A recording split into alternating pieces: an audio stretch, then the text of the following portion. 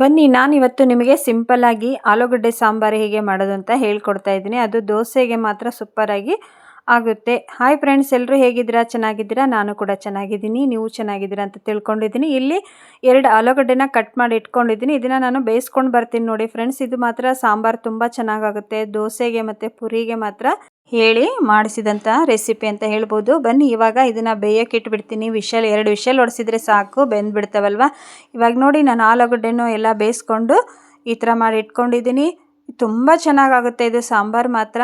ಒಬ್ಬೊಬ್ಬರು ಪಲ್ಯ ಮತ್ತು ಚಟ್ನಿ ಅಷ್ಟೇ ಮಾಡ್ತೀರ ದೋಸೆಗೆ ಅಲ್ವಾ, ಮತ್ತು ಈ ಥರ ಸಾಂಬಾರು ಮಾಡ್ಕೋಬೋದು ಅಂತ ತೋರಿಸ್ತಾ ಇದ್ದೀನಿ. ಇದು ಅನ್ನಕ್ಕೂ ಬರುತ್ತೆ ಮತ್ತು ಚಪಾತಿ ಪೂರಿ ಎಲ್ಲದಕ್ಕೂ ಬರುತ್ತೆ, ಆದರೆ ಸೂಪರಾಗೇ ಇರುತ್ತೆ. ವಿಡಿಯೋ ಸ್ಕಿಪ್ ಮಾಡ್ದಂಗೆ ನೋಡಿ, ಸಪೋರ್ಟ್ ಮಾಡಿ. ಇಲ್ಲಿ ಬನ್ನಿ, ಒಂದು ಪಾತ್ರೆಯಲ್ಲಿ ಎಣ್ಣೆ ಕಾಯಕ್ಕಿಟ್ಟಿದ್ದೆ. ಬೇಗ ಹೇಳಿಬಿಡ್ತೀನಿ ಯಾವ ಥರ ಮಾಡೋದು ಅಂತ. ಎಣ್ಣೆ ಕಾದಾದ್ಮೇಲೆ ಜೀರಿಗೆ, ಸಾಸಿವೆ ಕಾಳು ಮತ್ತು ಈರುಳ್ಳಿ ಹಾಕ್ಕೋಬೇಕು. ಈರುಳ್ಳಿನ ಈ ಥರ ಉದ್ದನಾಗೆ ಹೆಚ್ಚಿಟ್ಕೊಂಡಿದ್ದೆ ನಾನು. ಉದ್ದನಾಗೆ ಹೆಚ್ಚಿಟ್ಕೊಳ್ರಿ. ಇನ್ನೊಮ್ಮೆ ಹೇಳ್ತೀನಿ ನೋಡಿರಿ, ಜೀರಿಗೆ ಸಾಸಿವೆ ಕಾಳು ಹಾಕಿಬಿಟ್ಟು ಸಣ್ಣಗೆ ಹೆಚ್ಚಿರುವಂತಹ ಈರುಳ್ಳಿನ ಅಂದರೆ ಈ ಥರ ಉದ್ದನಾಗೆ ಹೆಚ್ಚಬೇಕು ನೀವು. ಮತ್ತು 1 ಟೊಮೊಟೊ ಹಾಕ್ತಾಯಿದ್ದೀನಿ, ಸ್ವಲ್ಪ ಕರಿಬೇವು ಹಾಕ್ತಾಯಿದ್ದೀನಿ ನೋಡಿ ನಾನು. ತುಂಬ ಅಂದರೆ ತುಂಬ ಟೇಸ್ಟ್ ಕೊಡುತ್ತೆ ಇದು ಸಾಂಬಾರು ನೋಡಿ. ಇವಾಗ ಇದನ್ನು ಸ್ವಲ್ಪ ಹೊತ್ತು ಬೇಯೋಕ್ಕೆ ಬಿಟ್ಬಿಡೋಣ. ಬೇಗ ಬೇಯ್ತು ಅಂದರೆ ನಮಗೆ ಬೇಗನೆ ಈಸಿ ಆಗುತ್ತೆ ಅಂತೇಳಿ ಇದಕ್ಕೆ ಸ್ವಲ್ಪ ಉಪ್ಪನ್ನು ಹಾಕಿ ಇಟ್ಬೇಕು ನೀವು. ಯಾಕೆಂದರೆ ಉಪ್ಪು ಹಾಕಿದರೆ ಟೊಮೊಟೊ ಹಣ್ಣು ಈರುಳ್ಳಿ ಬೇಗ ಬೇಯ್ತೈತಿ. ಇವಾಗ ಇದಕ್ಕೆ ನೀಟಾಗಿ ಈ ಥರ ಬೇಯಿಸ್ಕೊಂಡು ನಾನು ಆವಾಗಲೇ ಏನು ಇಟ್ಕೊಂಡಿದ್ನಲ್ಲ, ಆಲೂಗಡ್ಡೆ ಬೇಯಿಸಿಟ್ಕೊಂಡಿದ್ನಲ್ಲ ಅದನ್ನು ಹಾಕ್ಬಿಡ್ತೀನಿ ನೋಡ್ರಿ ಇದಕ್ಕೆ. ಆಲೂಗಡ್ಡೆ ಇದು ತೆಳುವಾಗಿ ಮಾಡಿದರೆ ಅಷ್ಟೇನು ಚೆನ್ನಾಗಿ ಆಗೋದಿಲ್ಲ ಸಾಂಬಾರು. ಇದಕ್ಕೆ ಸ್ವಲ್ಪ ನಾನು ಪುಟಾಣಿ ಹಿಟ್ಟನ್ನು ಹಾಕಿರ್ತೀನಿ. ಪುಟಾಣಿ ಹಿಟ್ಟು ಹಾಕೋದಿಲ್ಲ, ಸ್ವಲ್ಪನೇ ಪುಡಿ ಮಾಡಿ, ಅಂದರೆ ಬಹಳ ಪುಡಿನೂ ಮಾಡಬಾರ್ದು, ಸ್ವಲ್ಪ ಗಡತ್ರಾಗ ಮಾಡಿ ಹಾಕಿದರೆ ಟೇಸ್ಟ್ ಕೊಡುತ್ತೆ ಅಂತ ಹೇಳ್ತೀನಿ ನಿಮಗೆ. ಇವಾಗ ನೋಡಿರಿ ಇದು ಕುದೀತಾ ಇದೆ ಸ್ವಲ್ಪ. ಇವಾಗ ಆವಾಗಲೇ ಏನು ಮಾಡಿ ಇಟ್ಕೊಂಡಿದ್ದಲ್ಲ ನಾನು ಆಲೂಗಡ್ಡಿನ ಇದಕ್ಕೆ ಹಾಕ್ತಾಯಿದ್ದೆ ನೋಡಿ. ಆಲೂಗಡ್ಡೆ ಬೇಯಿಸಿರುವಂಥ ಆಲೂಗಡ್ಡಿನ ಈ ಥರ ಮಾಡಿ ಇಟ್ಕೊಂಡು ಹಾಕಿಬಿಡಿ ಇದಕ್ಕೆ ನೋಡಿ. ತುಂಬ ಚೆನ್ನಾಗಾಗುತ್ತೆ ಇದು ಸಾಂಬಾರು ಮಾತ್ರ. ಸಿಂಪಲ್ಲಾಗಿ ನೀವು ಪುರಿಗೆ ಮಾಡ್ಕೊಂಡು ತಿನ್ಬೋದು. ಮತ್ತು ನೀವು ಯಾವ ಥರ ಎಲ್ಲ ಸಾಂಬಾರು ಮಾಡ್ತೀರಾ ಅಂತ ನನಗೆ ಕಮೆಂಟ್ ಬಾಕ್ಸ್ ಒಳಗೆ ಹೇಳೋದನ್ನು ಮರಿಬೇಡ್ರಿ.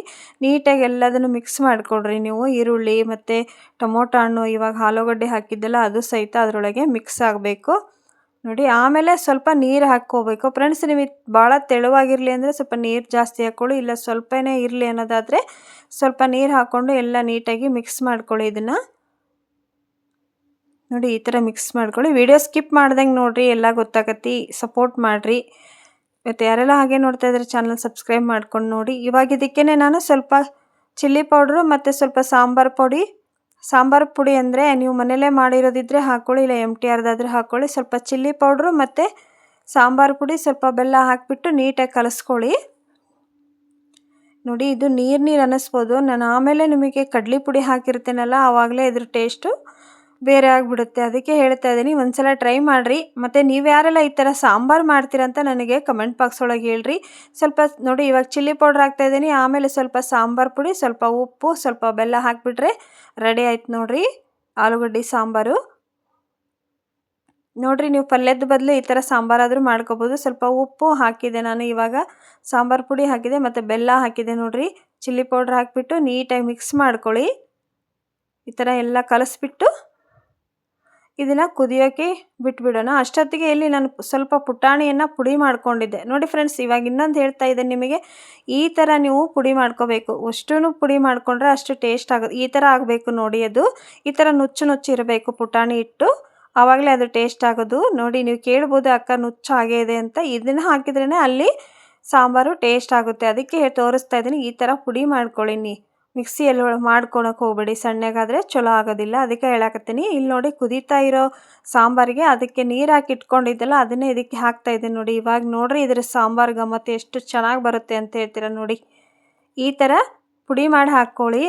ನೀಟಾಗಿ ನೀವು ಮಿಕ್ಸಿ ಮಾಡಿಕೊಂಡ್ರೆ ಫುಲ್ಲು ಸಣ್ಣಾಗಿಬಿಡ್ತೈತಿ. ಅದನ್ನು ಕುಟ್ಟೋ ಕಲ್ಲಿದ್ರೆ ಸ್ವಲ್ಪ ಕುಟ್ಕೊಂಡು ಹಾಕಿ, ಮತ್ತು ಸ್ವಲ್ಪ ಒಣ ಕೊಬ್ಬರಿ ಹಾಕಿದರೆ ಸಾಂಬಾರು ರೆಡಿ ಆಯಿತು ನೋಡಿ ಫ್ರೆಂಡ್ಸ್. ವಿಡಿಯೋ ಇಷ್ಟ ಆದರೆ ಲೈಕ್ ಮಾಡೋದನ್ನು ಮರಿಬೇಡ್ರಿ. ವಿಡಿಯೋ ಹೇಗಿತ್ತು ಅಂತ ಕಮೆಂಟ್ ಬಾಕ್ಸ್ ಒಳಗೂ ಹೇಳೋದನ್ನು ಮರಿಬೇಡಿ ನೋಡಿರಿ. ಇವಾಗ ಘಮ ಘಮ ಅನ್ನುವಂತಹ ದೋಸೆಗೆ ಹೊಂದುವಂಥ ಸಾಂಬಾರು, ಆಲೂಗಡ್ಡೆ ಸಾಂಬಾರನ್ನು ಮಾಡಿ ತೋರಿಸಿದ್ದೇನೆ.